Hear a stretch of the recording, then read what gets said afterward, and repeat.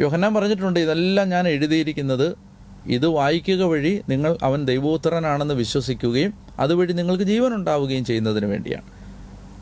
അപ്പോൾ തിരുവെഴുത്തുകൾ വായിക്കുന്നതിൻ്റെ ഉദ്ദേശം എന്താണ്? എന്തിനാണ്? അറിവ് കിട്ടാനാണോ ജീവൻ കിട്ടാനാണോ? കുറെ കൂടി ലളിതമായി അതിനെ പരാവർത്തനം ചെയ്താൽ, എന്തിനാണ് ഞാനിത് വായിക്കുന്നത്? എനിക്ക് കുറച്ച് അറിവ് കിട്ടാനാണോ, അതോ ഈ തിരുവെഴുത്തുകളിൽ പറയുന്ന പ്രകാരം ദൈവ ഇഷ്ടം എനിക്ക് അനുസരിക്കാൻ വേണ്ടിയിട്ടാണോ? അനുസരിക്കാൻ വേണ്ടിയിട്ടാണോ ഒരാൾ വചനം മനസ്സിലാക്കാൻ ശ്രമിക്കുന്നത്? അനുസരിക്കാനാണെങ്കിൽ ഈശോ പറയുകയാണ് അവർക്കിത് മനസ്സിലാവും.